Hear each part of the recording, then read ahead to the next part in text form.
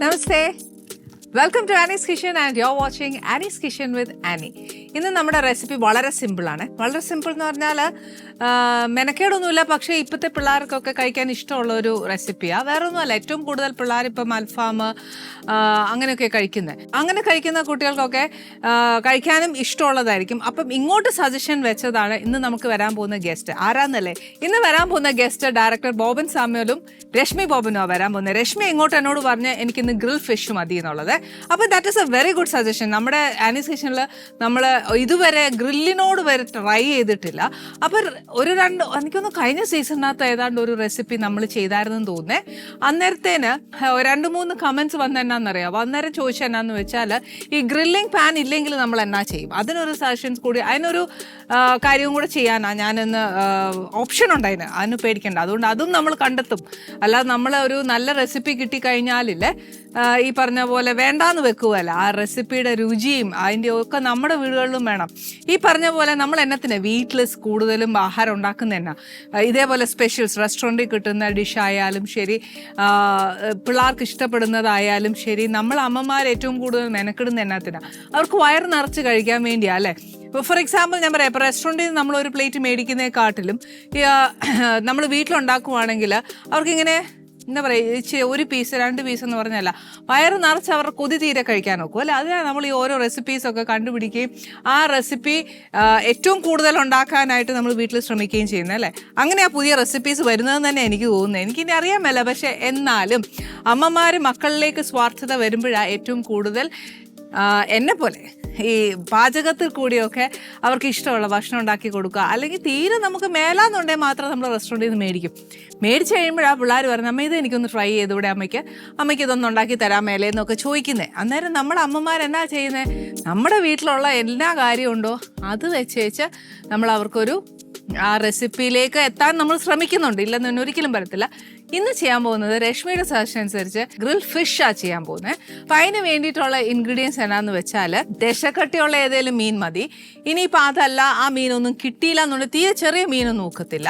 ചിലപ്പോൾ ഞാൻ ഒക്കത്തില്ല എന്ന് പറയുമ്പോൾ ചിലപ്പോൾ എല്ലാവർക്കും എന്നെക്കാട്ടിലും കഴിവുള്ള എത്രയോ അമ്മമാരുണ്ടാവും, അവർക്ക് ചിലപ്പോൾ സാധിക്കും. ഇനിയിപ്പം ഈ ഒരു മാരിനേഷൻ നമ്മൾ അറിഞ്ഞു കഴിഞ്ഞാൽ നമുക്ക് നമ്മുടെ കഴിവനുസരിച്ച് ഈ പറഞ്ഞ പോലെ ചെറിയ മീനെന്നില്ല വലിയ മീനെന്നില്ല നമുക്ക് ഉണ്ടാക്കാൻ പറ്റുന്നതേ ഉള്ളൂ. ഇനി ഞാനൊരു റെസിപ്പി കാണിക്കുമ്പോൾ ചെറിയ മീനയിൽ തുടങ്ങാൻ പറ്റാത്തത് കൊണ്ടും അതിൻ്റെ ഒരു എല്ലാ പ്രസൻറ്റേഷനും എല്ലാം നമ്മൾ കണ്ടിട്ടാണല്ലോ നമ്മുടെ സജഷനിലേക്ക് മാറുന്നത്. അങ്ങനെ ഞാൻ ഇവിടെ വാങ്ങിച്ചു വെച്ചത് ഒരു ദശക്കട്ടിയുള്ള ഒരു മീനാണ് മേടിച്ചേക്കുന്നത്.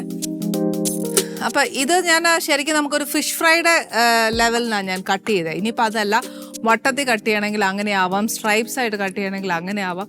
എങ്ങനെ ആയാലും സ്ട്രിപ്സ് പോലെ ചെയ്താലും കുഴപ്പമൊന്നുമില്ല. ഏതാ നമുക്കിഷ്ടമുള്ള ഭാഷ അത് ഉപയോഗിക്കാം, ഒരു കുഴപ്പമില്ല.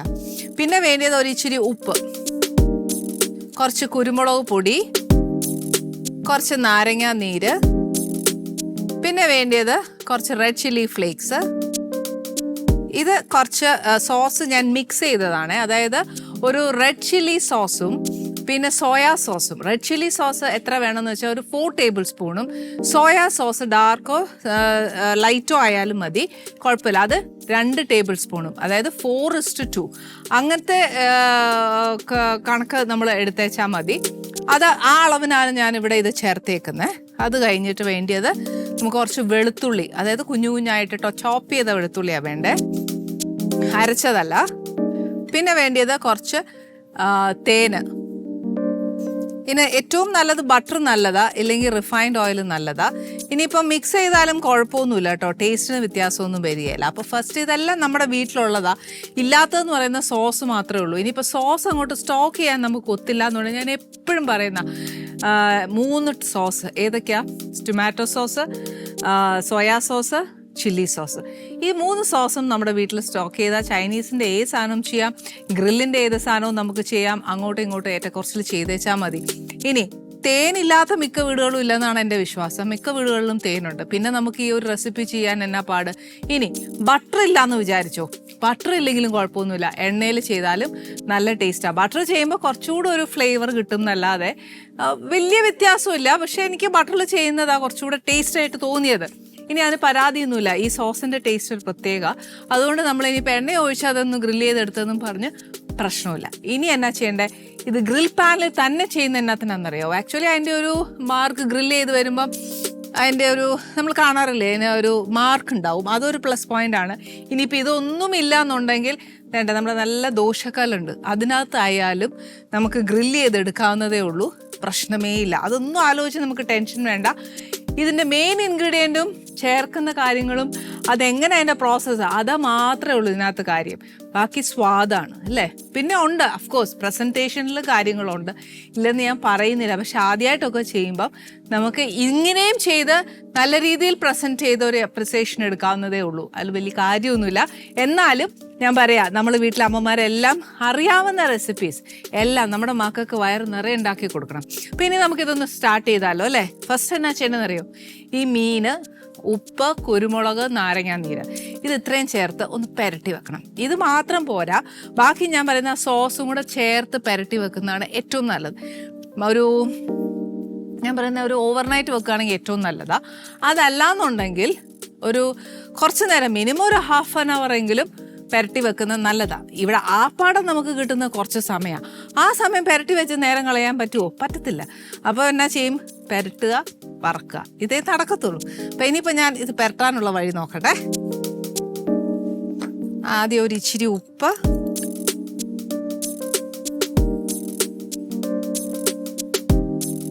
കുറച്ച് കുരുമുളക് പൊടി,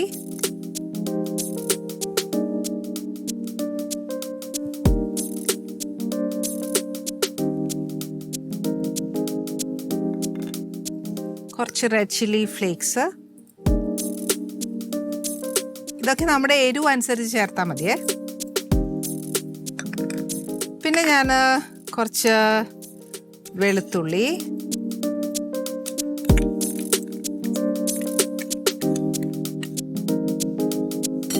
ഇനി നമ്മുടെ ഈ പറഞ്ഞ പോലെ സോസ്, നാരങ്ങാനീര്, ഇതെല്ലാം നമുക്ക് ചേർക്കാം.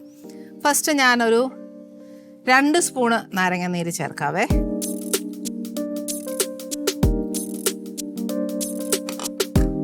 പിന്നെ ഉള്ളത് തേന്,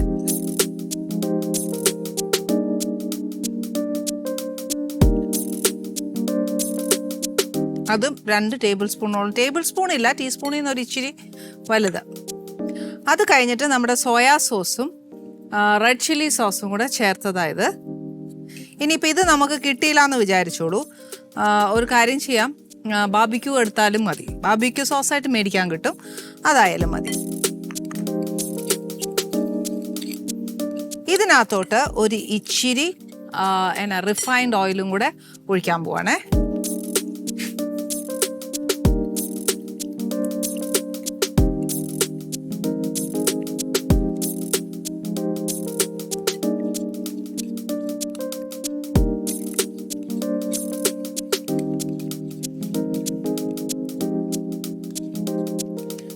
ഉപ്പ് നമ്മൾ ചേർത്തു, സോസിനകത്ത് പുളിയുണ്ട്, അല്ലാതെ നാരങ്ങാനീര് ചേർത്തിട്ടുണ്ട്.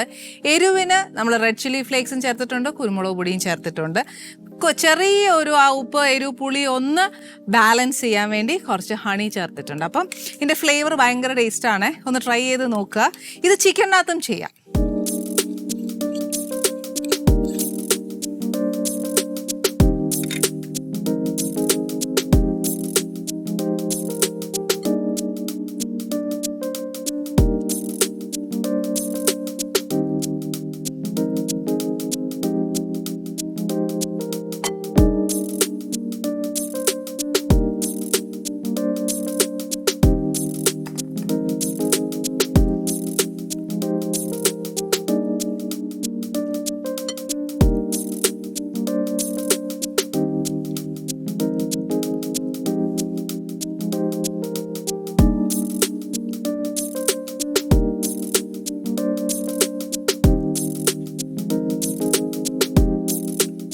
ഞാൻ ഈ എടുത്ത കംപ്ലീറ്റ് സോസ് ഞാൻ ആ മീനിനകത്ത് പുരട്ടി വെച്ചു.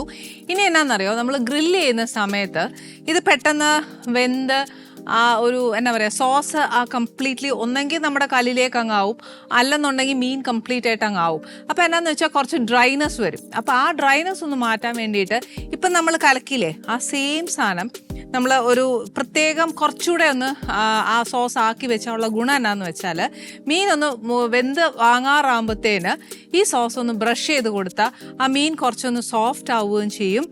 മാത്രമല്ല ഫ്ലേവർ കംപ്ലീറ്റ് കരിഞ്ഞു പോകാത്ത രീതിയിലുള്ളത് നമുക്ക് കിട്ടുകയും ചെയ്യും.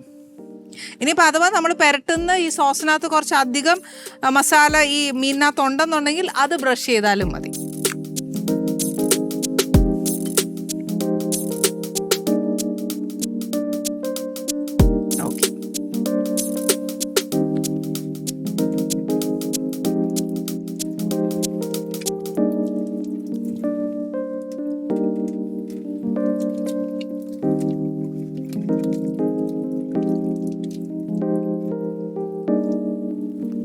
അപ്പോൾ ശരിക്കും ഞാനിപ്പോൾ മാരിനേഷൻ ചെയ്ത് കഴിഞ്ഞു. നമുക്കിനി അധികം സമയമില്ല. അപ്പോൾ എന്നാ ചെയ്യേണ്ടതെന്ന് വെച്ചാൽ നമുക്ക് പെട്ടെന്ന് ഉണ്ടാക്കാനാണെങ്കിൽ ഈ പറഞ്ഞ പോലെ ഒരു ചെറിയ ഫ്ലെയിമേൽ നമ്മൾ ഇട്ടാൽ മതി. അതിന് റിഫൈൻഡ് ഓയിലാണ് ഞാനിപ്പോൾ അതിനകത്തോട്ട് ഇട്ടേക്കുന്നത്. പക്ഷെ ഞാനൊരു ഇച്ചിരി ബട്ടറും കൂടെ ഇട്ടേച്ച് അത് ഗ്രില്ല് ചെയ്തെടുക്കാൻ പോവാം. ഇതിനകത്ത് ആക്ച്വലി മീനിന് അധികം വേവില്ല. പക്ഷെ മസാല അതിനകത്ത് പിടിച്ചോന്ന് ചോദിച്ചാൽ ഞാൻ പറയും ഒത്തിരി അങ്ങോട്ട് ആയിട്ടില്ല. ഇതൊരു മിനിമം 24 hours ഇരിക്കുകയാണെങ്കിൽ ഇത് ബെസ്റ്റാണ് കേട്ടോ, ഇല്ലയെന്ന് ഞാൻ പറയത്തില്ല. പക്ഷെ ഒരു ½ an hour മിനിമം വേണം. ഇത് രണ്ടും നമുക്ക് സമയമില്ലാത്തതുകൊണ്ട് ഞാൻ എന്നാ ചെയ്യുന്നത്, ബട്ടർ ഇതിനകത്തോട്ട് തേച്ച് ഒരു ലോ ഫ്ലെയിമിലിട്ട് ഗ്രില്ല് ചെയ്ത് ആ സോസ് തേച്ച് കൊടുക്കാം. ഇതിനകത്ത് ഇച്ചിരി സോസ് കുറവാണ്, പക്ഷേ എന്നാലും ഞാൻ വേറെ കുറച്ച് സോസ് ആക്കിയിട്ട് അത് വേവുന്ന അനുസരിച്ച് ഒരുപാട് വേവിച്ചങ്ങ് മീൻ വറുക്കുന്ന പോലെ ആക്കല്ലേ. ആ മീൻ ഒന്ന് സോഫ്റ്റ് ആയിരിക്കണം എപ്പോഴും, എന്നാലേ ഗ്രിൽ ഫിഷൊക്കെ കഴിക്കാനായിട്ട് എപ്പോഴും ആ ഒരു ടേസ്റ്റ് വരത്തുള്ളൂ.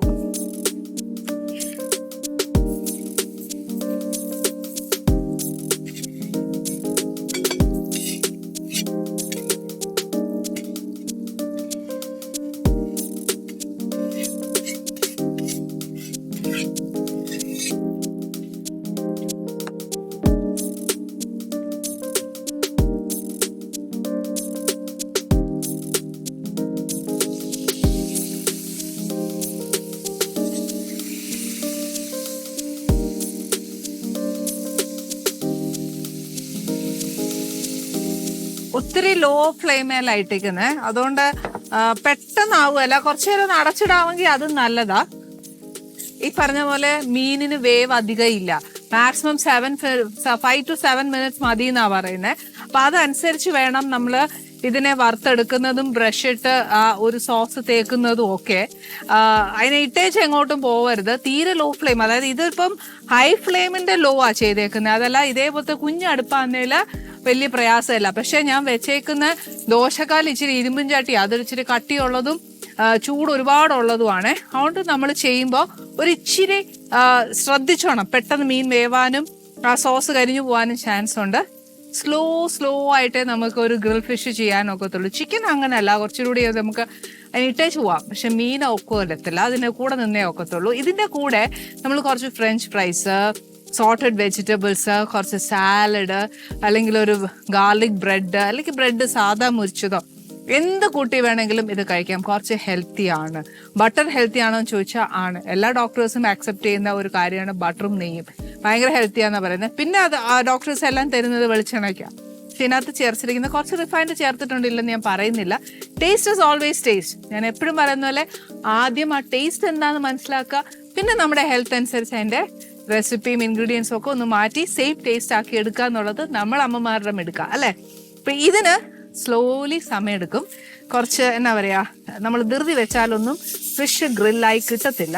പക്ഷെ മീനിൻ്റെ വേവ് എന്ന് പറയുന്നത് ഒരുപാട് സമയമില്ല, ഇച്ചിരി സമയമേ ഉള്ളൂ. പക്ഷെ എന്നാലും ഒരു മീന് അടുക്കളയിൽ കയറുമ്പോൾ ഉണ്ടാവുന്ന ഒരു മണവും കാര്യങ്ങളും ഒക്കെ ഒരു ഗസ്റ്റ് വരുമ്പോൾ ഉണ്ടാവാൻ പാടില്ലല്ലോ. അപ്പം ഞാൻ സ്ലോ ആയിട്ട് മീന് ഗ്രില്ല് ചെയ്യുകയും ചെയ്യാം, അതിൻ്റെ കൂട്ടത്തിൽ അടുക്കള വൃത്തിയാക്കുകയും ചെയ്യാം.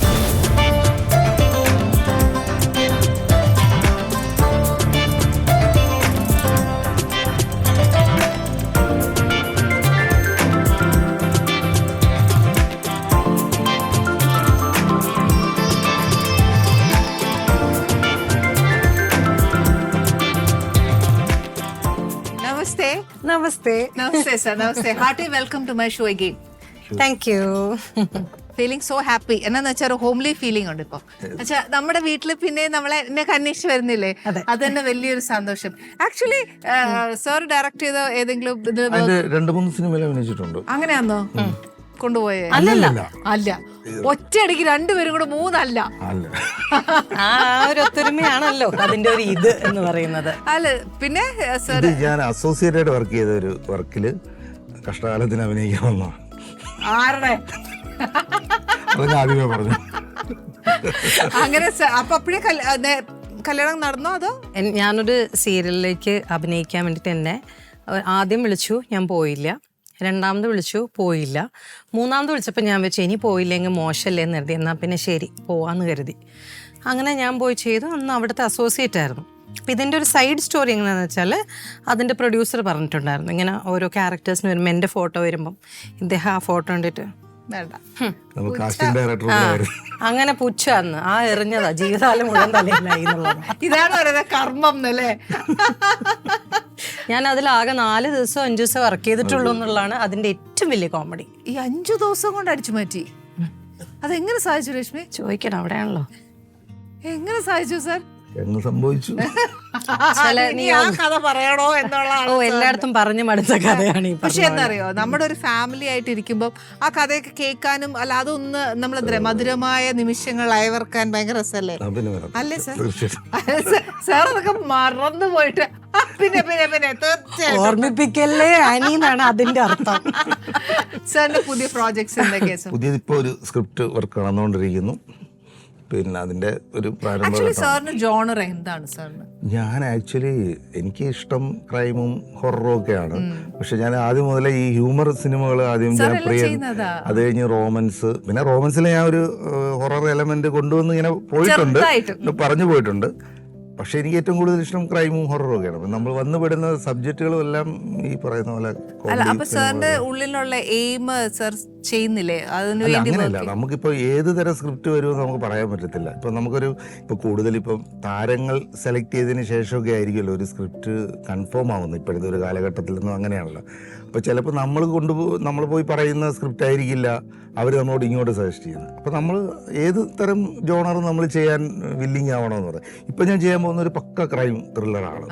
അപ്പൊ അതിന്റെ കുറെ കാര്യങ്ങളൊക്കെ ആയിട്ട്. ഓക്കെ സാർ, അപ്പൊ ശരിക്കും പറഞ്ഞാൽ ഒരു സ്ക്രിപ്റ്റ് എഴുതുമ്പോഴേ എഴുതുമ്പോൾ നമ്മൾ ഒരു ആർട്ടിസ്റ്റിനെ കണ്ടല്ലേ എഴുതുക.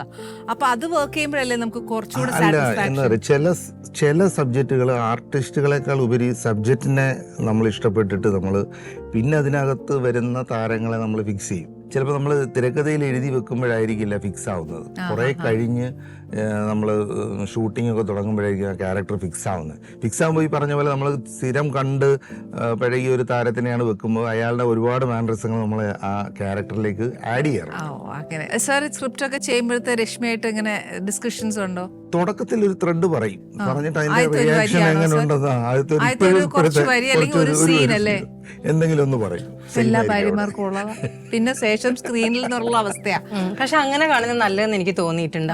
അതർവൈസ് നമുക്ക് ആ സിനിമയെ ജഡ്ജ് ചെയ്യാൻ പറ്റില്ല. നമുക്ക് A to Z അറിയാമെങ്കിൽ പിന്നെ സിനിമ പോയി കാണുമ്പോൾ നമുക്ക് കറക്റ്റ് ജഡ്ജ്മെന്റ് ആസ് ഒരു പ്രേക്ഷക എന്ന നിലയിൽ നമുക്ക് അഭിപ്രായം പറയാൻ പറ്റില്ല. ഫുൾ കേൾക്കുമ്പോഴല്ലേ ആസ് എ വൈഫ് ക്രിട്ടിസൈസ് ചെയ്യാൻ ഒക്കത്തുള്ളൂ. ഇന്ന പോലെ ചെയ്യല്ലേ, ഇത് ചെയ്യല്ലേ, ത്രെഡ് ലൈൻ പറയൂ, ഒരു 1 ലൈൻ പറയുമല്ലോ. ഈ കഥാ തന്തു എന്ന് പറയുന്ന സാധനമുണ്ട്, അത് കേൾക്കുമ്പോൾ ക്യാച്ച് ചെയ്യണോ എന്നുള്ളത് മാത്രമേ നോക്കാറുള്ളൂ. ബാക്കിയുള്ള കാര്യത്തിലൊന്നും ഇടപെടാറില്ല. പിന്നെ ഫുൾ സിനിമയായിട്ട് കാണുന്നതിനോടാണ് എനിക്ക് താല്പര്യം. അദ്ദേഹം ചെയ്തതിൽ ഏറ്റവും ഇഷ്ടമുള്ള ഫിലിം ഏതാ രശ്മിക്ക്? റോമൻസ് ആണ് ഏറ്റവും കമേഴ്ഷ്യൽ ഹിറ്റ് ആയിട്ടുള്ള ഒരു സാധനം. ജനപ്രിയനും ഇഷ്ടമാണ്. എനിക്ക് വികടകുമാരനും ഒരുപാട് ഇഷ്ടമുള്ള സിനിമ. ഏത് ജോണറാണ് അദ്ദേഹം ചെയ്യുന്നതിൽ Rashmi satisfied? Thriller, humour mix ആയിട്ടുള്ള ത്രില്ലർ ജോണർ ചെയ്യുന്നതുകൊണ്ടാണ് എനിക്ക് താല്പര്യം. സാർ ഇപ്പൊ പറഞ്ഞപ്പോ ശരിക്കും ഒരു പുതുമ തോന്നി. എന്താണെന്നറിയോ സാർ, ശരിക്കും ഒരു ഹൊറർ മൂവി ഭയങ്കര റെയറാണ് അല്ലേ സാർ? അതിനു വേണ്ടിയിട്ടൊന്ന് സാറിന് ആ ജോണർ ഇഷ്ടമാണ്. അപ്പം ഈ പറഞ്ഞ പോലെ വർക്ക്ഷോപ്പ് ചെയ്യുമ്പോൾ ഒത്തിരി അതിനകത്തുള്ള പോസിബിലിറ്റി സാറിന് തിങ്ക് ചെയ്ത് ക്രിയേറ്റ് ചെയ്ത് ചെയ്യാം. അങ്ങനത്തെ ഒരെണ്ണം സാർ ട്രൈ ചെയ്യുന്നുണ്ട്. ഞാൻ 1-2 ഇങ്ങനെ കേട്ട് വെച്ചിട്ടുണ്ട്. ഒത്തിരി റെയറായി കാണാനല്ല. ശരിക്കും നമ്മള് മാക്സിമം എന്താ പറയാ കോഞ്ചൂറിങ് കാണുമ്പോഴാണ് നമ്മൾ ഏറ്റവും കൂടുതൽ പേടിച്ചെന്ന് പറയും. അപ്പൊ ആ ഒരു പേടി മലയാളത്തിൽ. പിന്നെ എന്താണെന്ന് വെച്ചാൽ ഹൊറർ സിനിമയ്ക്കുള്ള ഒരു പ്രശ്നം എന്ന് പറഞ്ഞാൽ ഓരോ കാലഘട്ടത്തിലും നമ്മുടെ ഭയം വേറെ പല പല രീതിയിലാണ്. നമ്മളിപ്പോൾ ഒരു റേഞ്ചിലുള്ള ഒരു ഭയം കണ്ടു കഴിഞ്ഞാൽ പിന്നെ അതിന്റെ മുകളിൽ വേണം നമ്മൾ കൊടുക്കുക. അത് സിനിമയല്ല അങ്ങനെയല്ലേ സർ? പ്രത്യേകിച്ച് ഹൊററിന്റെ കാര്യത്തില് ഇത് കണ്ട് പേടിച്ചു കഴിഞ്ഞ ഒരു സാധനത്തിന്റെ മുകളിൽ നമ്മൾ പേടിപ്പിക്കാൻ നോക്കിയാലേ നടക്കുള്ളൂ. അത് സത്യം. രശ്മിയുടെ ഇപ്പൊ എന്താ പ്രോജക്ട് വർക്ക്?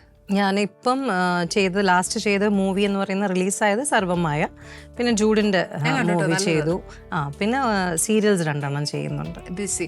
ഇപ്പൊ എവിടെയാ സ്റ്റേ? ട്രിവാൻഡ്രമാണോ? ഷൂട്ട് എല്ലാം ട്രിവാൻഡ്രത്താണ്. എവിടെ? ട്രിവാൻഡ്രത്ത്. ആ, അത് അപ്പൊ അവിടെ ഒരു വീട് എടുക്കാം അല്ലേ? ഞാൻ അവിടെ എടുത്തിട്ടുണ്ട്.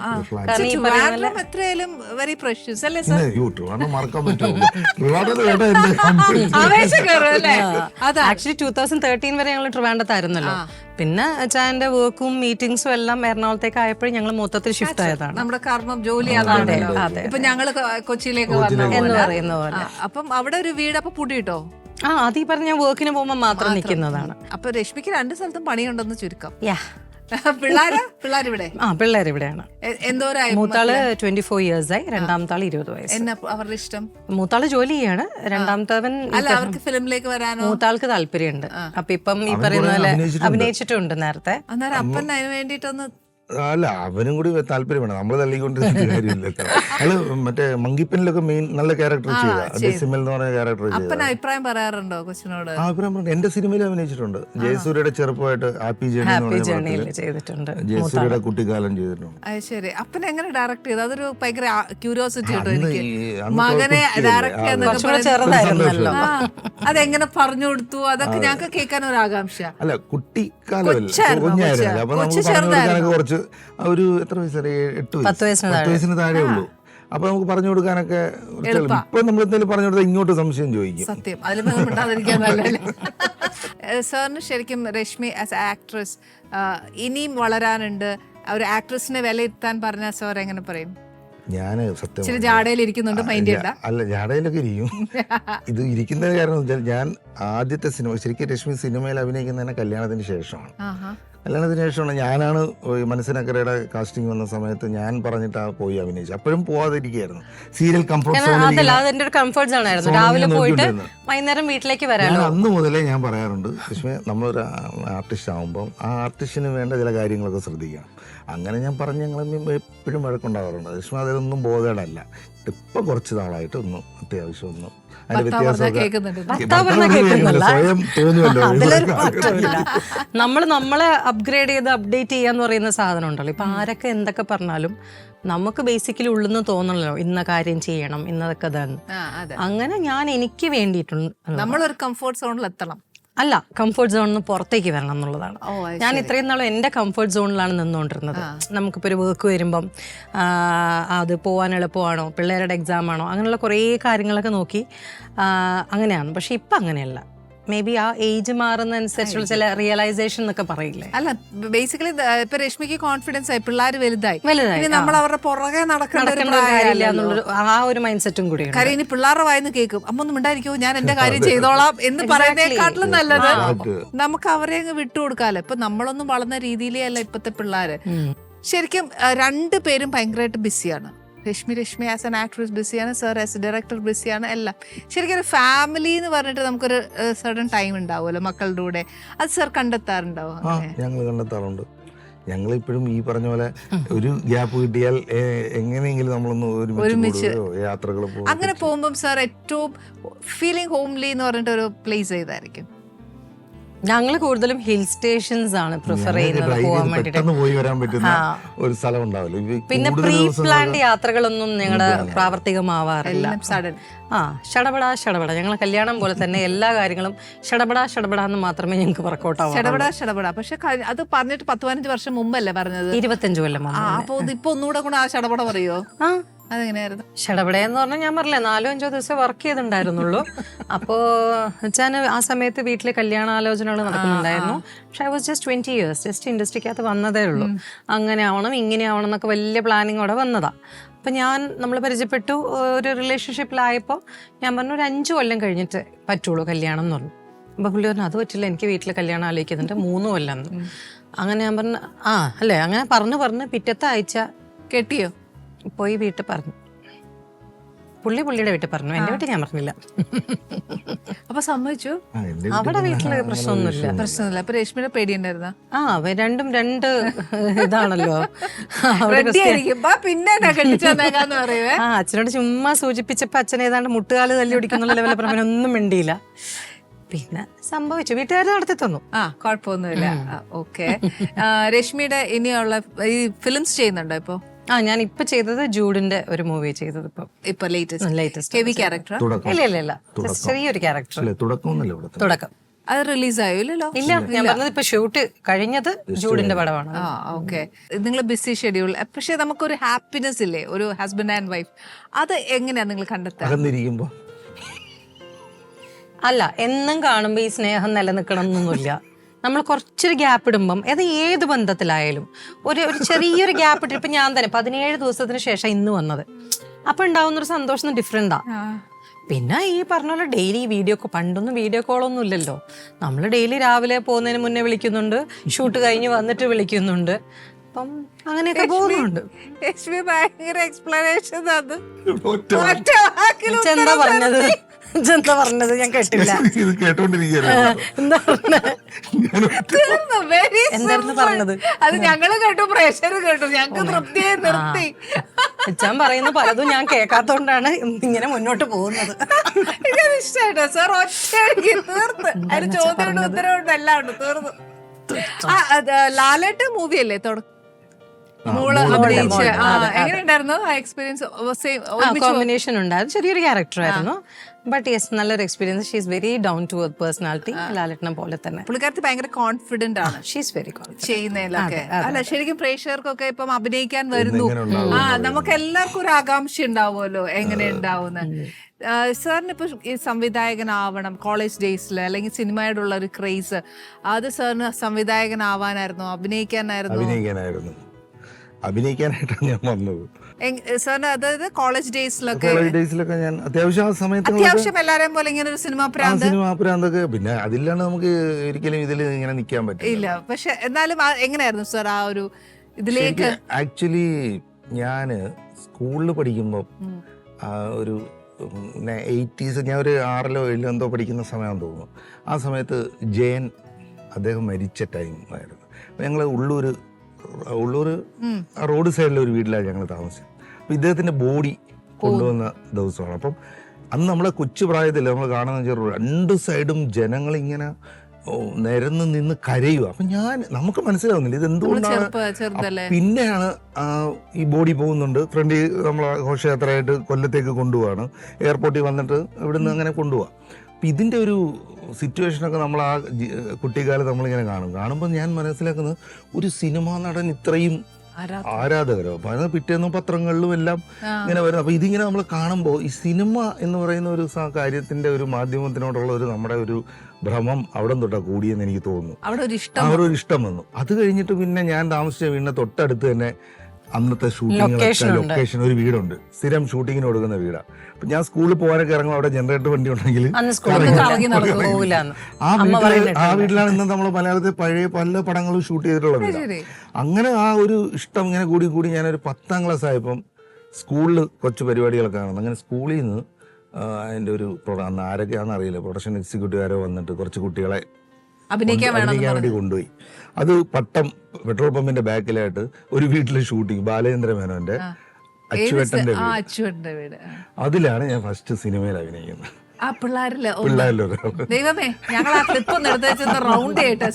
അത് വേണുചേട്ടൻ മരിച്ചു കഴിഞ്ഞിട്ട് ആ കാറ് മുഴുവൻ പൊടിയടിച്ച് കിടക്കുമ്പോ അടുത്ത വീട്ടിലെ പിള്ളേരൊക്കെ വന്ന് ആ കാറ് കേടാക്കുന്ന കുഞ്ഞ് നമ്മളൊന്ന് ശ്വാസം വിട്ടാ പോകുന്ന ഒരു ക്യാരക്ടർ.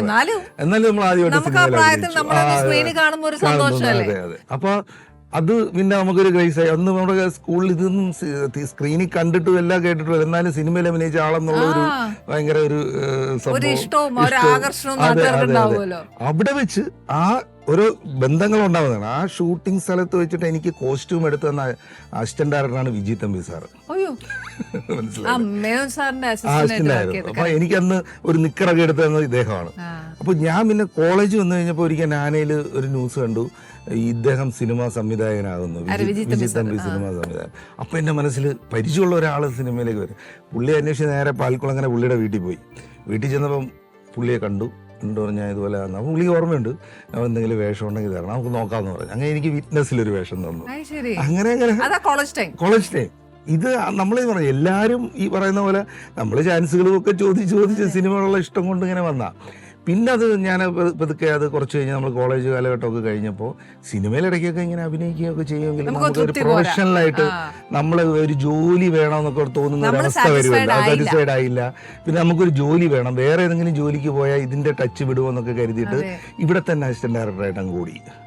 അങ്ങനെ കുറെ പടങ്ങളിൽ അസിസ്റ്റന്റ് ഡയറക്ടറായിട്ടൊക്കെ വർക്ക് ചെയ്തു. സർ, ശരിക്കും ഒരു അസിസ്റ്റന്റ് ഡയറക്ടറിൽ നിന്ന് ഡയറക്ടറിലേക്ക് വരാൻ ഒരു സ്ട്രഗിൾ ഇല്ലേ? സ്ട്രഗിളും ഒരു ഉണ്ട്, പ്രൊഡ്യൂസർ, ഭാഗ്യവും ഒരു ആർട്ടിസ്റ്റ്, നമ്മുടെ ഒരു ഭാഗ്യവും കൂടെ വേണം. നമുക്ക് ആരും സപ്പോർട്ട് ചെയ്യാനൊന്നും ഇല്ലല്ലോ. സർ, ശരിക്കും പറഞ്ഞാൽ ഈ സപ്പോർട്ട് ഇപ്പൊ നമ്മൾ ഒരു ആൾക്ക് കഴിവുണ്ട്, ആ കഴിവിനനുസരിച്ച് ഒരാൾ സപ്പോർട്ട് ചെയ്യാനില്ലെങ്കിൽ ഭയങ്കര ബുദ്ധിമുട്ടാണ്. കഴിവ് മാത്രം ഉണ്ടായിട്ട് കാര്യമില്ല. പക്ഷെ സപ്പോർട്ട് ചെയ്യാൻ എത്ര പേര് നമുക്ക് മുന്നിൽ വരും സർ? അത് വളരെ കുറവാണ് നമുക്ക്. അല്ലെങ്കിൽ ഞാൻ പറയാം, ഇപ്പം എൻ്റെ അച്ഛനൊരു പ്രൊഡ്യൂസർ ആയിരിക്കണം, അല്ലെങ്കിൽ ഒരു വലിയ നടനായിരിക്കണം, അല്ലെങ്കിൽ അപ്പൊ കുറച്ചുകൂടി ഈസി ആവും വഴി. ഈസി ആയാലും അവിടെ വന്ന് നിൽക്കണമെങ്കിൽ കഴിവ് വേണം, വേണ്ടാന്നല്ല ഞാൻ പറയുന്നത്. പക്ഷെ നമുക്ക് ആ പടി കയറാനുള്ള ഒരു നമുക്ക് ചെറിയൊരു സപ്പോർട്ട് കിട്ടും. പക്ഷെ എന്നാലും അവിടെ ചെന്ന് നമ്മൾ നിൽക്കണമെങ്കിൽ കഴിവ് തന്നെ വേണം. അല്ല, അപ്പൊ തമ്പി സാറിന്റെ കൂടെ വർക്ക് ചെയ്തതിന് ശേഷം സാറിന് അങ്ങനെ ഓപ്പർച്യൂണിറ്റീസ്? ഞാൻ കുറെ 2-3 പടങ്ങളൊക്കെ ഞാൻ അസിസ്റ്റന്റ് ഡയറക്ടറായിട്ടൊക്കെ വർക്ക് ചെയ്തു. അതിനകത്ത് പാരകളില്ലേ സർ? ഉണ്ട്, ഇല്ല. അന്നത്തെ കാലത്ത് ഭയങ്കര, അന്ന് സിനിമ മാത്രമല്ലല്ലോ മാധ്യമം. പിന്നെ അന്ന് ദൂരദർശനിലൊരു 13 എപ്പിസോഡ് സീരിയലൊക്കെ കിട്ടുന്നവരൊക്കെ അന്ന് രാജാക്കന്മാരാ. അങ്ങനെ ആ ഒരു കാലഘട്ടമാണല്ലോ. സാറിന് സീരിയലിൽ താല്പര്യമില്ലായിരുന്നു ഡയറക്ട് ചെയ്യാൻ? ഇല്ല, ഞാൻ ആദ്യം ആക്ച്വലി സിനിമയിൽ അസിസ്റ്റന്റ് ഡയറക്ടറായിട്ട് വർക്ക് ചെയ്ത് കുറേ കാലം വർക്ക് ചെയ്തിട്ട് നമുക്ക് ഒരു ഈ പറയുന്ന പോലെ വേണ്ട രീതിയിലുള്ള ഒരു വരുമാനം വരുന്നില്ല. അങ്ങനെ ഇരുന്നപ്പോഴാണ് യാദൃശ്യമായിട്ട് ഞാനൊരു ദൂരദർശൻ സീരിയലിൽ അസിസ്റ്റന്റ് ഡയറക്ടറായിട്ട് വർക്ക് ചെയ്തു. 30 ദിവസം വർക്ക് ചെയ്തപ്പോൾ കറക്റ്റ് പേയ്മെന്റ്, എല്ലാം കറക്റ്റ്, ഒരു കുഴപ്പമില്ല. അതിന്റെ ഷൂട്ടിംഗ് തീർന്ന് 2 ദിവസം കഴിഞ്ഞപ്പോൾ അടുത്ത സീരിയലിലേക്ക് വിളിച്ചു. അപ്പോൾ ഒരു സീരിയലൊക്കെ പോയി കഴിഞ്ഞാൽ പിന്നെ അങ്ങനെ കുറെ കാലം അങ്ങനെ ഞാൻ ഈ സിനിമയിൽ നിന്ന് കുറച്ചങ്ങ് വിട്ടുപോയി. കാരണം ഈ വരുമാനം കറക്റ്റായിട്ട് ഇതിൽ വരുന്നു, കറക്റ്റ് കാര്യങ്ങൾ പോകുന്നു. അങ്ങനെ ഞാൻ സീരിയലിലേക്ക് കുറച്ചിങ്ങനെ വന്നു തുടങ്ങി. അങ്ങനെ കുറച്ച് പിന്നെ അപ്പോഴത്തേക്ക് നമ്മുടെ പ്രൈവറ്റ് ചാനലുകളൊക്കെ വന്നു.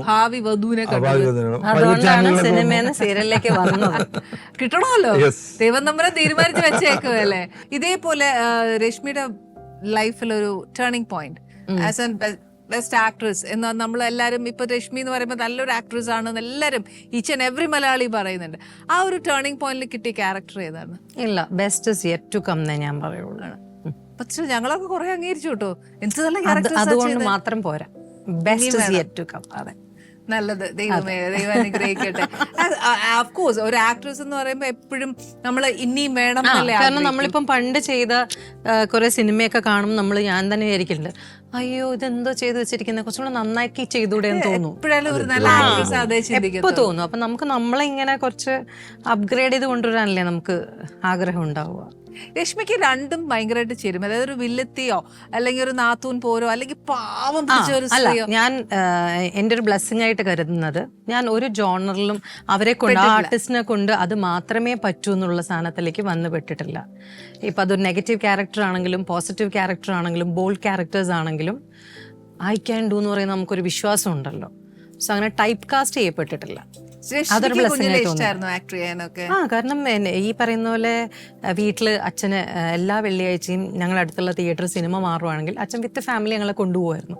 സോ ആ ഒരു മാധ്യമത്തോട് നമുക്കൊരു ഇഷ്ടം ഉണ്ടായിരുന്നു. പക്ഷെ അതിലേക്ക് വന്നു ചേരുന്നോ അങ്ങനെയൊന്നും ഉണ്ടായില്ല. ഇറ്റ് ഹാപ്പൻഡ് എന്ന് ഞാൻ പറയൂ, ആക്സിഡന്റലി.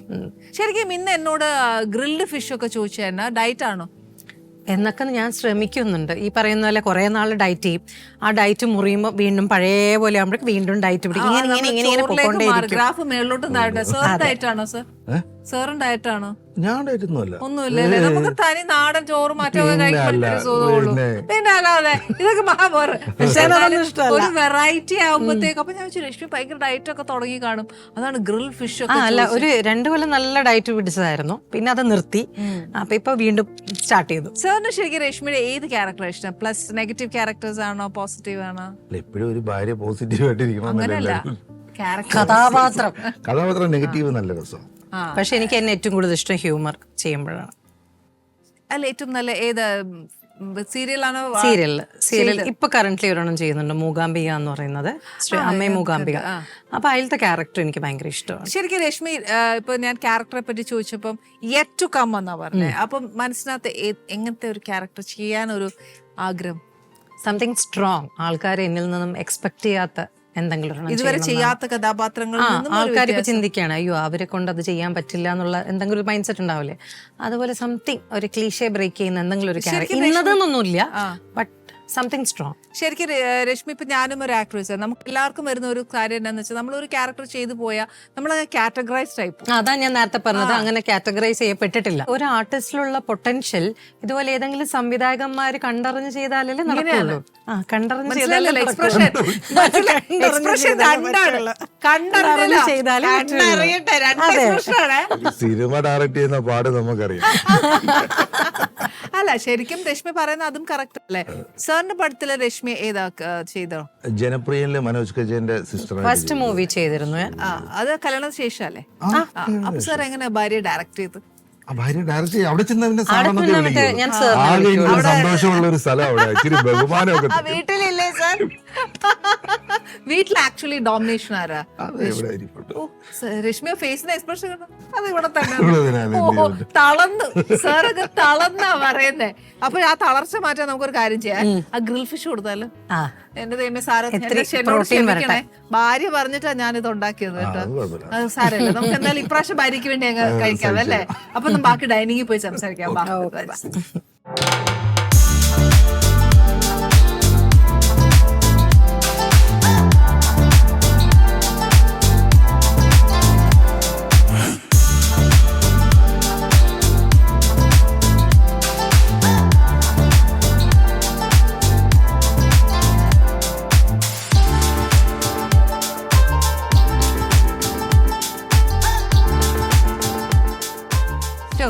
ഈ പറഞ്ഞ പോലെ സർ എന്റെ ഉത്തരവാദിത്തം അല്ല കേട്ടോ, ഇതിന് പൂർണ്ണ ഉത്തരവാദിത്തം തകർന്നില്ലേ? നല്ല അങ്ങനെ തകരൊന്നുമില്ല. ഇല്ലേ? ശീലിപ്പിച്ചു. അങ്ങനെയല്ല, എന്തും പോവും. അങ്ങനെ ഭയങ്കര ഡിമാൻഡിങ് ഒന്നും അല്ല. സാറിന് ശരിക്കും ഇഷ്ടം നാടൻ ഫുഡ്? നാടൻ ഫുഡ് തന്നെയാണ് ഇഷ്ടം. ഏതാ ഏറ്റവും ബെസ്റ്റ് ആയിട്ട് സാറിന് കുക്ക് ചെയ്ത് തരുന്നത്? Beef fry കിടില്ല.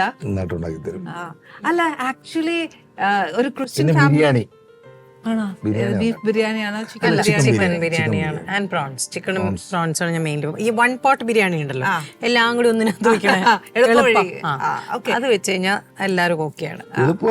പക്ഷെ അന്ന് കാണിക്കുന്ന റിയാക്ഷൻ കണ്ടാ അല്ല, അപ്പം ആക്ച്വലി രശ്മി ഒരു ക്രിസ്ത്യൻ ബാക്ക്ഗ്രൗണ്ടിലേക്ക് ചെല്ലുമ്പോ ഫസ്റ്റ് ഈ ഫുഡ് അങ്ങനത്തെ പ്രശ്നങ്ങൾ ഉണ്ടായിരുന്നോ?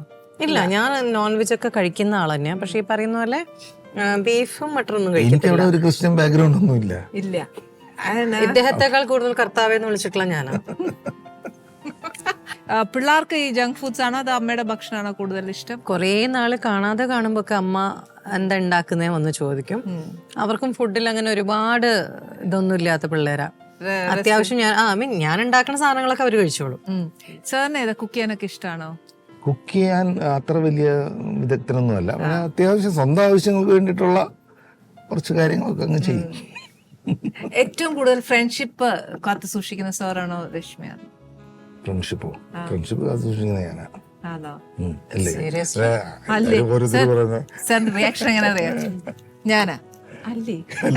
അല്ല, അങ്ങനെയല്ല, ഞാനാണെന്ന് പറഞ്ഞാൽ ഞാനാണെന്ന് പറയും. അപ്പൊ ഫ്രണ്ട്ഷിപ്പ് കാത്തു സൂക്ഷിക്കുന്നത് എന്റെ വ്യൂ പോയിന്റിൽ ഞാനായിരിക്കും. ഓക്കെ, രശ്മി പറഞ്ഞ പോലെ നമ്മുടെ ഗ്രിൽഡ് ഫിഷ് തരാം. സാർ ഇത് ഭയങ്കര അലങ്കരിച്ചൊക്കെ തരണം എന്നായിരുന്നു എന്റെ ആഗ്രഹം. എനിക്ക് അവിടെ വരെ എത്തില്ല.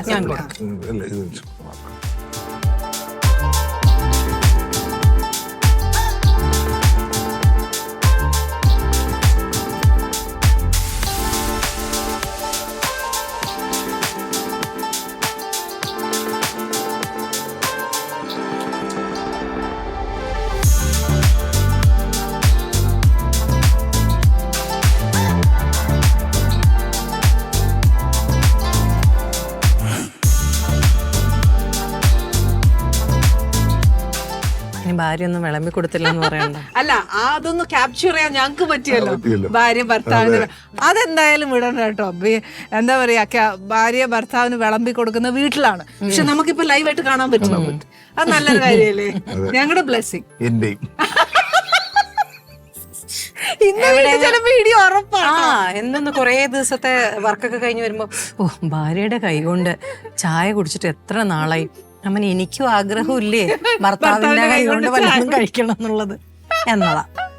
എപ്പോഴും ഈ ഭാര്യമാര് മാത്രം കുക്ക് ചെയ്യണം എന്ന് പറയുന്ന പരിപാടിയെ അങ്ങനെ നടക്കൂല. അല്ല, കോവിഡിന്റെ സമയത്ത് ഒരുപാട് മാറ്റങ്ങൾ സംഭവിച്ചിട്ടുണ്ട്. നന്നായി ചായ ഇടും.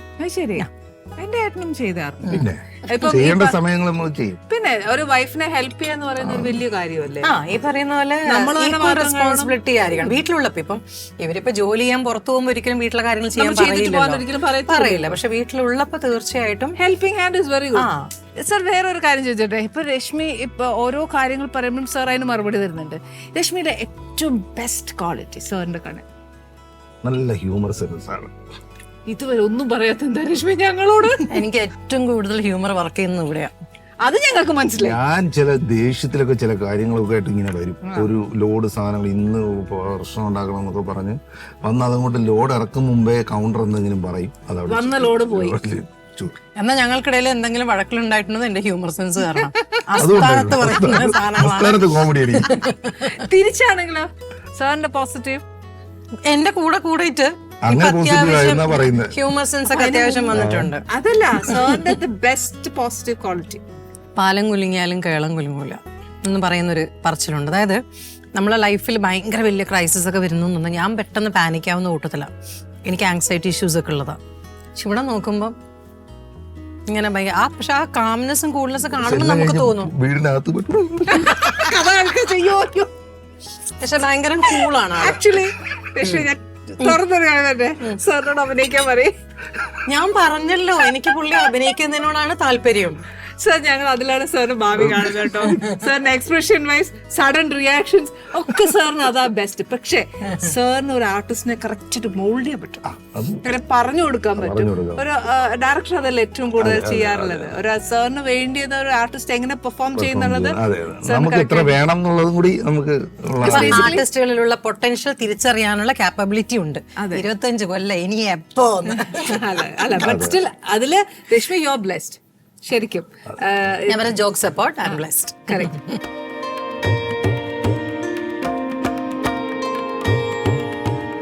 ഇഷ്ടായോ സർ?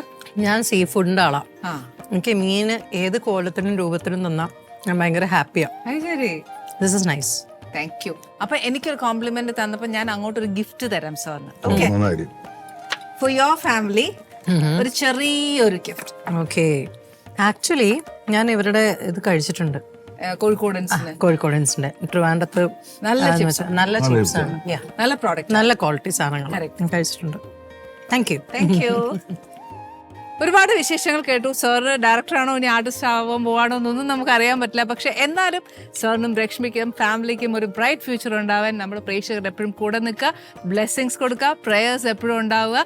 പുതിയ വിഭവങ്ങളും പുതിയ വിശേഷങ്ങളും പുതിയ അതിഥികളുമായിട്ട് നമുക്ക് വീണ്ടും കാണണം. Good bye. Annie's Kitchen. Let's cook with love.